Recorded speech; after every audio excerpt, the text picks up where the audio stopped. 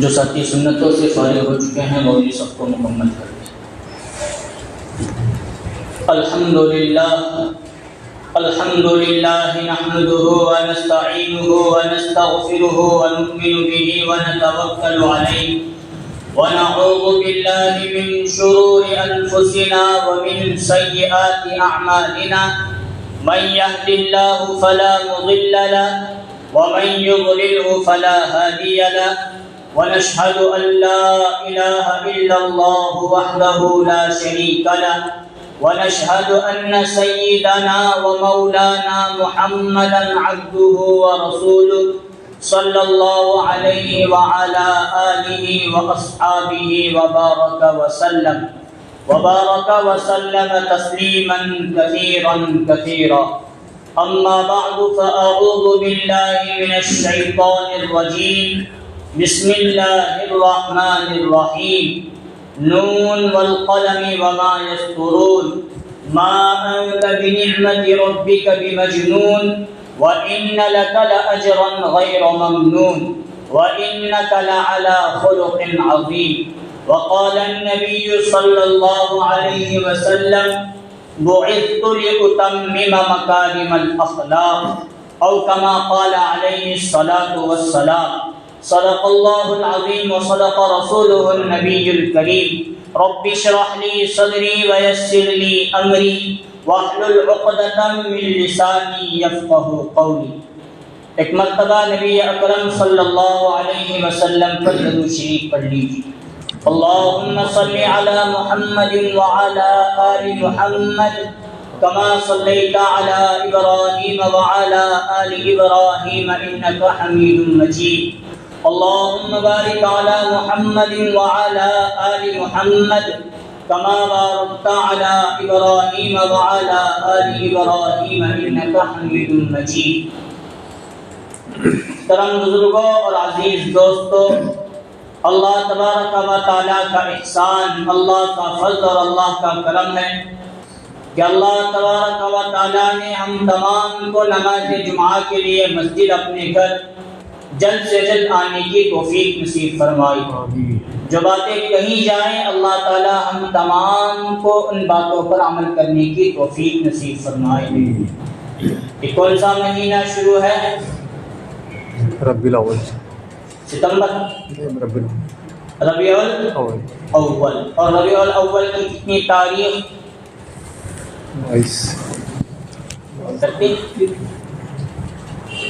22۔ مطلب اردو تاریخ ہم نہ یاد نہ کیا، باقی انگلش معلوم ہے۔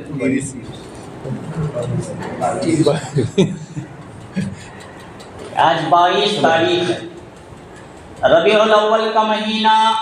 ہم تمام کو معلوم ہے کہ اس میں کیا ہوا، اس میں کون پیدا ہوئے؟ ہمارے پوری کائنات کے نبی حضرت محمد صلی اللہ علیہ وسلم اسی ربیع الاول کے مہینے میں پیدا ہوئے اور کتنے سال زندگی گزاری؟ 63 سال زندگی گزار کر پھر اسی مہینے کی 12 تاریخ کو حضور دنیا سے پردہ فرما گئے۔ حضور کا وصال ہوا، حضور کا انتقال ہوا۔ کتنی سالہ زندگی؟ 63 سالہ زندگی میں سے شروع کے 40 سال نکالیں گے تو کتنے دن، کتنے سال باقی رہے؟ 23۔ یہ 40 سال جو گزرے ہیں اس میں حضور کو ابھی نبوت نہیں ملی، حالانکہ قاعدے کے اعتبار سے دیکھا جائے تو حضور ہی کی وجہ سے اللہ تعالیٰ نے دنیا کو بنایا اور حضور ہی کی وجہ سے دنیا میں تمام انبیاء تشریف لائے۔ لیکن اللہ کا ایک دستور یہ ہے کہ جب بھی اللہ نبوت اور رسالت دیتے ہیں اکثر انبیاء کے بارے میں یہ ملتا ہے کہ 40 سال مکمل ہونے کے بعد دیتے ہیں، اور 40 سال سے پہلے ان پر کوئی حکم نہیں ہوتا۔ جو پچھلی شریعت ہوتی ہے اسی پر گزارتے ہیں، یا جس طرح اللہ نے ان کے الہام اللہ فرماتے ہیں اسی طرح اللہ کا ذکر، اللہ کی عبادت کرتے ہیں، اللہ کا دھیان لگاتے ہیں۔ تو حضور صلی اللہ علیہ وسلم پر دعوت کا جو کام کھولا گیا، جو نبوت اور رسالت دی گئی ہے، مکمل کب؟ عمر ہونے کے بعد 40 سال کی عمر ہونے کے بعد تو 63 سالہ میں سے 40 سال نکالیں گے تو کتنے باقی؟ 23 سال باقی رہے. انہی 23 سالہ میں سے شروع کے 3 سال نکالو. اس میں علی الاعلان تبلیغ کرنے کا اور دعوت دینے کا حکم نہیں تھا. 3 سال کے بعد حکم نازل ہوا تو کتنے سال ہو گئے؟ 43 سال ہو گئے. باقی کتنے رہے؟ 20 سالہ زندگی میں نبی صلی اللہ علیہ وسلم نے اتنا دعوت دیا، اتنا دعوت دیا، اتنا دعوت دیا، نبوت اور رسالت کا حق ادا کیا. اور پوری کائنات میں میرے اور آپ کے آقا حضرت محمد صلی اللہ علیہ وسلم ہی وہ نبی ہیں جو پورے عالم کے لیے، پوری کائنات کے لیے نبی اور رسول بنا کر، ورنہ اس سے پہلے بڑے بڑے انبیاء گزرے، بڑے بڑے نبی اور رسول گزرے. ان کی نبوت اور ان کی رسالت ایک زمانے تک محدود ہوتی تھی، ایک شہر، ایک گاؤں، ایک ملک تک محدود ہوتی تھی. پوری دنیا کے لیے کوئی نبی نہیں آئے. لیکن آئے تو کون آئے؟ جب محنت کا میدان پوری دنیا اتنا بڑا ہے تو زندگی بھی ملنی چاہیے تھی بڑی. جیسے حضرت نوح کو ملی 950 سال، 1000 سال، دیگر انبیاء کو ملی 100 سال سے زیادہ نہ. 63 سال زندگی ملی، اس میں بھی 23 سال پکڑو یا 20 سال محنت کا میدان ملا. میدان بھی بڑا اور عمر ملی تو 20 یا 23 سال. اور انہی قلیل مدت میں پوری کائنات تک اور کائنات کے ہر فرد تک اور انسانیت کے ہر شخص تک دین کو پہنچانے کا کام نبی صلی اللہ علیہ وسلم کا تھا. اس وقت جب حضور نے دعوت کیا تو سب سے پہلے مکہ سے ہجرت کرنے کے بعد مدینہ پہنچے ہیں.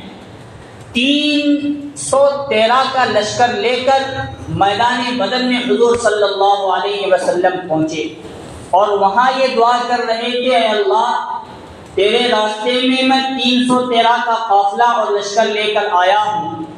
مدینہ میں تجھے یاد کرنے والا اب کوئی باقی، اگر یہاں یہ بچے زندہ رہے تو آئندہ دین کا کام ہوگا، اور اگر مقدر میں شہادت ہے تو پھر مجھے اور صحابہ کی جماعت ملنا بڑی مشکل معلوم ہو رہی ہے. حضور نے رو رو کر دعا کی. وہ میدان بدر میں جنگ بدر فتح ہوئی.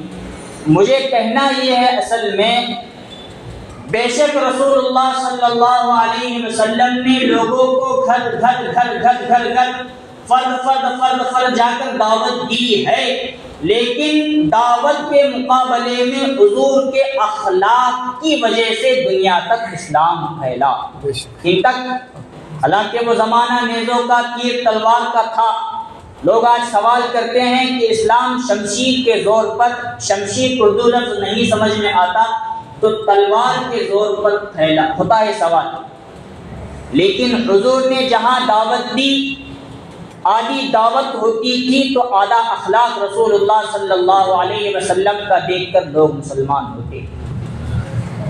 اور حضور صلی اللہ علیہ وسلم ہی کے اخلاق کی وجہ سے صحابہ مسلمان، اور صحابہ کی وجہ سے ہم مسلمان، اور صحابہ ہی کی ہماری وجہ سے نہیں، صحابہ ہی کی وجہ سے قیامت تک اسلام پھیلتا رہے گا اور زندہ رہے گا. اس کو مٹانے کی کسی کے اندر طاقت نہیں رہے گی اور ہو بھی نہیں سکتی. صحابہ حضور صلی اللہ علیہ وسلم کے اخلاق کو دیکھ کر مسلمان ہوتے تھے، اور حضور صلی اللہ علیہ وسلم نے وہ اپنے اخلاق پیش کیے جس کی وجہ سے مسلمانوں کی تعداد بڑھتی چلی گئی، بڑھتی چلی گئی، بڑھتی چلی گئی، بڑھتی چلی گئی. واقعات تو بہت ہیں. سن 8 ہجری میں مکہ المکرمہ فتح ہوا. کتنی؟ مطلب نبی صلی اللہ علیہ وسلم کے انتقال سے فقط 2 سال، فقط. اور ہجری کیا ہے اس وقت؟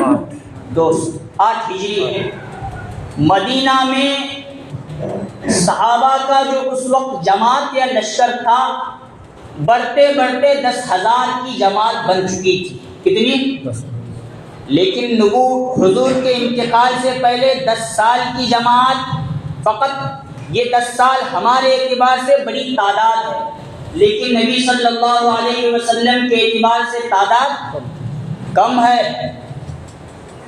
پوری کی پوری جماعت لے کر مکہ فتح کرنے کے لیے نبی صلی اللہ علیہ وسلم آگے پیچھے ہو سکتا ہے. 10 لے کر نکلے ہیں تو 5,000 مدینے میں ہوں گے.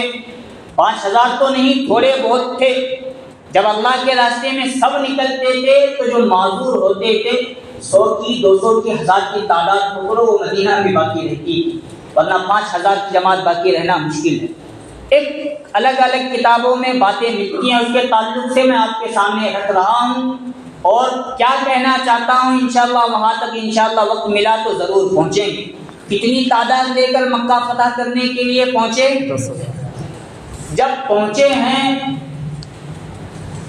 تو حضور جب مکہ میں تھے ایک مرتبہ کعبۃ اللہ میں حضور بیٹھے تھے، عبادت کر رہے تھے. حضور کے دل میں یہ آیا کہ میں اللہ کے گھر میں جاؤں اور اللہ کے گھر کے اندر جا کر یعنی کعبہ کے اندر جا کر اللہ کو سجدہ کروں، اللہ کی نماز پڑھوں. لیکن کعبہ کی چابی بند ہوا کرتی تھی، تالا لگا ہوا ہوتا تھا اور تالا عثمان ابن طلحہ ان کے ہاتھ میں رہا کرتی تھی. وہ کسی کو دیتے نہیں تھے، جو بڑے حاکم لوگ ہوتے تھے ان کے لیے وہ تالا کھولا جاتا تھا. وہ زمانہ جاہلیت کی بات کے بھی وہ لوگ مسلمان نہیں ہوئے. حضور کے اخلاق اس وقت بھی تھے لیکن آہستہ آہستہ لوگ مان رہے تھے. تو اس وقت عثمان ابن طلحہ رضی اللہ عنہ جو بعد میں جا کر مسلمان ہوئے، ان سے حضور نے فرمایا، وہ کعبہ میں تھے، حتیم میں تھے، میرے لیے دروازہ کھولو، میں جا کر اللہ کے گھر کے اندر اللہ کی عبادت کرنا چاہتا ہوں. حضور پر ابھی وہ ایمان نہیں لائے تھے. یہ واقعہ حضور کی نبوت سے پہلے کا ہے. تو انہوں نے حضور کو ڈانٹا اور منع کر دیا کہ جاؤ تم نہیں جا سکتے. پھر کچھ رکھ دیا. حضور نے اس وقت کہا تھا عثمان بن طلحہ ایک وقت آئے گا تم اپنے ہاتھوں سے کعبہ کی چابی میرے ہاتھ میں دو گے اور میں جسے چاہوں گا کعبہ کی چابی دوں. بات سمجھنے والی نہیں کہ مکہ فتح ہوا. فتح ہونے کے بعد جس بندے نے حضور کو جھڑکا تھا اور جھڑک کر وہاں چابی دینے سے منع کیا تھا، وہ ہاتھ جوڑ کر آئے ہیں اور چابی نبی صلی اللہ علیہ وسلم کے ہاتھ میں پیش کر رہے ہیں. اے اللہ کے رسول، آپ نے جو کہا تھا اللہ نے آپ کا وعدہ پورا کر دیا. مکہ فتح ہوا، کعبۃ اللہ فتح ہوا، چابی آپ لیجیے. حضور کے اخلاق، حضور چاہتے تھے تو جن جن لوگوں نے حضور کی گستاخی کی تھی، جن جن لوگوں نے حضور کو گالیاں دی تھی، ساحر کہا تھا، جادوگر کہا تھا اور کچھ بہت کچھ کہا تھا، سب کے نام یہ حکم جاری کر سکتے تھے کہ ان کی گردنیں اڑا دی جائے. لیکن اصل میں فتح مکہ کے بعد اسلام پوری دنیا میں پھیلنے والا ہے. جتنے سال حضور نے اپنے اخلاق دکھائے اس سے زیادہ اخلاق فتح مکہ کے وقت دکھانے کی حضور کو ضرورت تھی. دکھانا مطلب پھیلانے کے لیے اپنے اخلاق پیش کرنا. حضور نے کہا میں تمہیں معاف کرتا ہوں. انہوں نے چابی رکھی، چابی حضور نے اپنے ہاتھوں میں لے کر چابی ان کے ہاتھ میں رکھی اور کہا اگر میں چاہتا تو کسی اور کے ہاتھ میں بھی دے سکتا تھا. چابی عثمان بن طلحہ تم اپنے ہاتھ میں رکھو، یہ چابی قیامت تک تمہارے خاندان ہی میں چلتی رہے گی. ایک تو چابی بھی دی، دوسرا اعزاز ان کے مسلمان ہونے کی وجہ سے یہ دیا کعبہ کے متولی تمہارے خاندان ہی سے قیامت تک رکھیں گے، اور تیسرا اعزاز اور ادب و اکرام ان کو یہ دیا کہ تمہارا خاندان بیچ میں مٹنے والا نہیں، قیامت تک.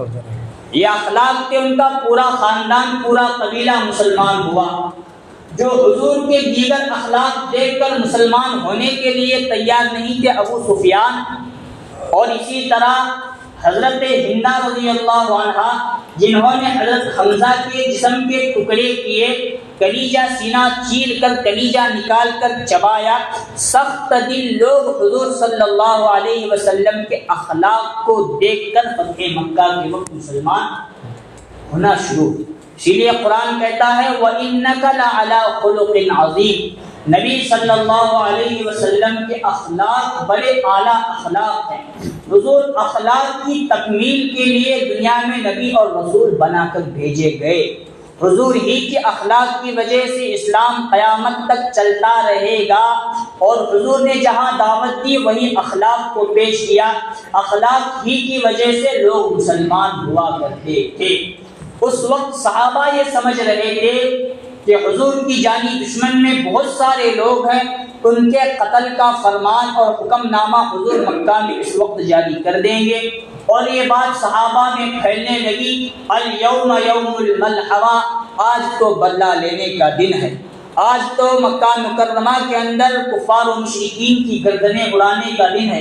حضور نے جب حضور تک یہ بات پہنچی کہ صحابہ کہہ رہے ہیں آج بدلہ لینے کا دن ہے، الیوم یوم الملحمہ، تو حضور نے فرمایا الیوم یوم المرحمہ، آج کا دن بدلہ لینے کا دن نہیں ہے، بلکہ آج کا دن معاف کرنے کا دن ہے، رحم کرنے کا دن ہے۔ مکہ میں اس وقت جتنے گھر تھے، جتنے افراد تھے، اس جملے کو سن کر تمام کے تمام لوگ مسلمان ہو جانا شروع ہوئے۔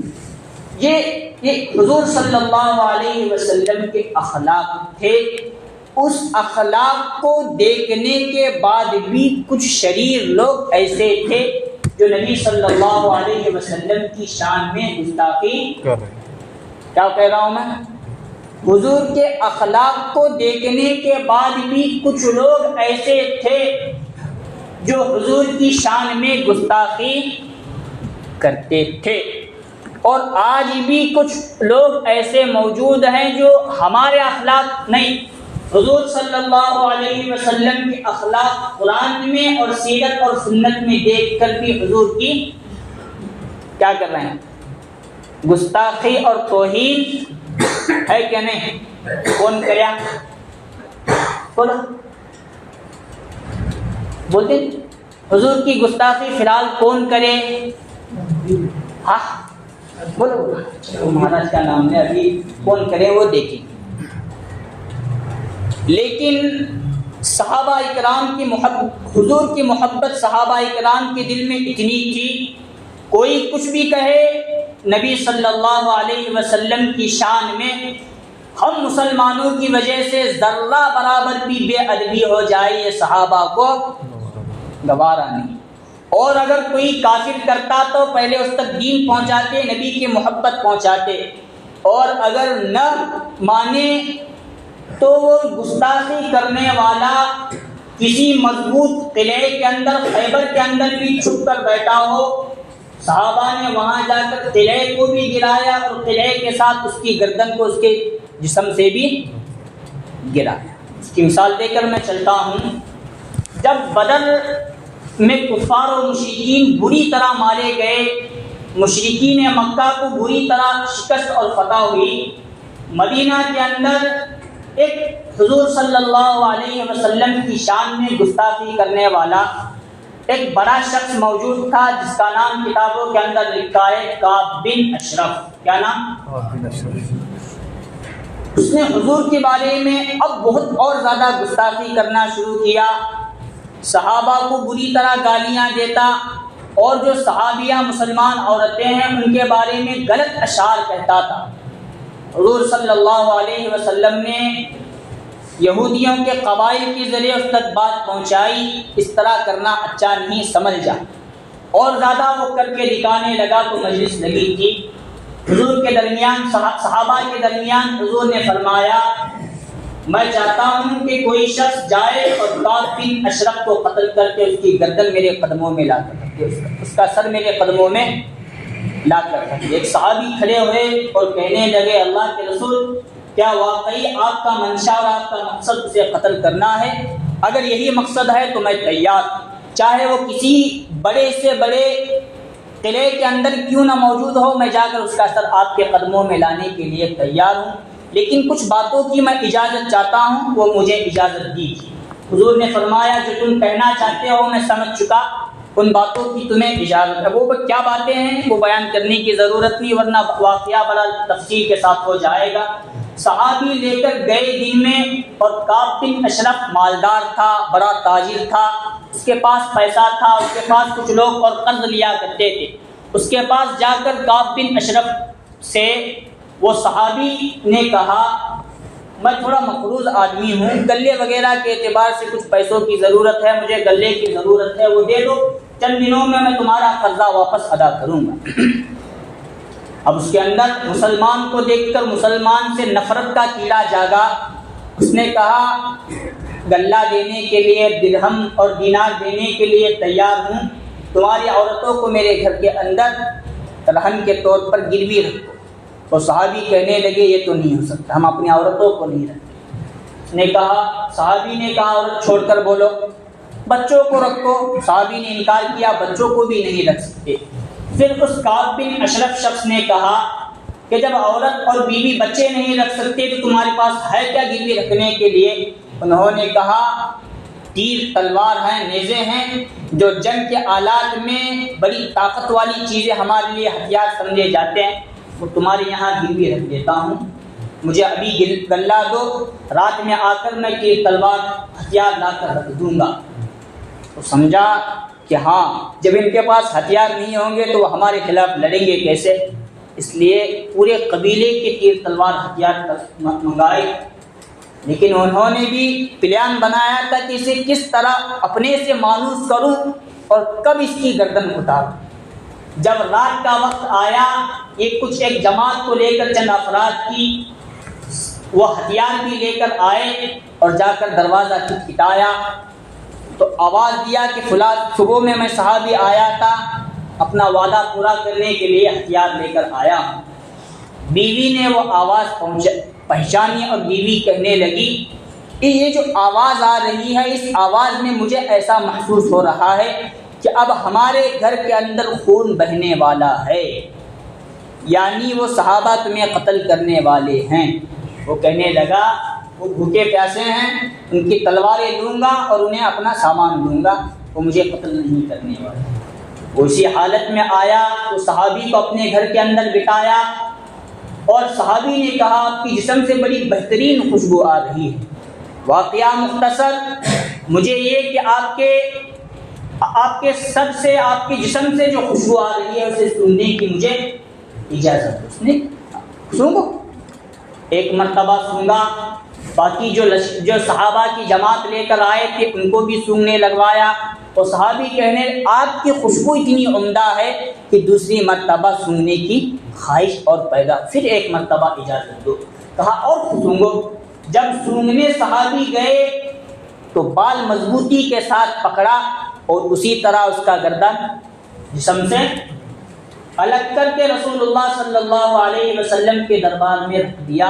اے اللہ کے رسول، آپ کی گستاخی کرنے والا مدینہ میں سب سے بڑا کافر شخص تھا، آپ کے قدموں میں لا کر میں نے رکھ دیا۔ یہ بنی اوس سے تعلق رکھنے والے صحابی تھے، اور ایک یہودی شخص تھا ابو رافع، وہ بھی حضور کا بڑا جانی دشمن تھا، حضور کے بارے میں بے ادبی اور گستاخی کیا کرتا تھا۔ خزرج نے سوچا کہ ہمارے قبیلے نے، جو ہمارے خاندان اور ہمارے بھائی ہیں، انہوں نے نبوت کا حق ادا کر دیا، حضور کو خوش کر دیا، تو ہم بھی کسی کو قتل کر کے خوش کر دے جو نبی کی توہین کرتا ہے۔ ایک صحابی نے اجازت لی، اے اللہ کے رسول، بالا خانے پر خیبر کے فلاں قلعے کے اندر ابو رافع نامی آپ کا جانی دشمن ہے، آپ کے بارے میں بڑی بے ادبی اور گستاخانہ الفاظ کہتا ہے، اجازت دیجیے میں اس پہ جا کر قتل کر کے آؤں گا۔ وہ صحابی تنے تنہا اکیلے نکلے، خیبر کے قلعے میں داخل ہوئے، اور رات کے وقت اس کے کمرے میں گئے، جو کمرہ کئی تالوں سے بند ہوا کرتا تھا۔ تالوں کو کھولتے جا کر رات کی تاریکی میں، لیٹوں کا زمانہ نہیں تھا، چراغ گلتی رات ہی کی تاریکی میں قتل کر کے آئے، اور جب آ رہے تھے تو قلعے کی دیوار سے پھلانگ لگائی تو ان کا پیر ٹوٹ گیا۔ اسی حالت میں صبح میں نبی صلی اللہ علیہ وسلم کے دربار میں حاضر ہوئے۔ حضور سے کہا حضور میں نے آپ کے دشمن کو قتل کر دیا۔ حضور نے ان کے پیر پر اپنے لعاب دہن لگایا تو وہ پیر ٹھیک ٹھاک ہو گیا۔ یہ واقعہ سنا کر میں شاید یہ کہنا چاہتا ہوں کہ جا کر ابھی قتل کرنا چاہیے، ہاں وہ بات چھوڑو الگ، میں کہاں آ رہا ہوں انشاءاللہ سمجھیں گے۔ صحابہ کے دلوں کے اندر نبی صلی اللہ علیہ وسلم کی محبت اتنی تھی، فی الحال حضور کا منشا کیا اور حضور کا مقصد کیا ہے؟ قتل کرنا مقصود ہے یا ان کو معاف کرنا مقصود ہے، ان تک دین پہنچانا؟ یہ فتح مکہ سے بات سمجھ میں آئی؟ سمجھ میں آئی سمجھ میں؟ اب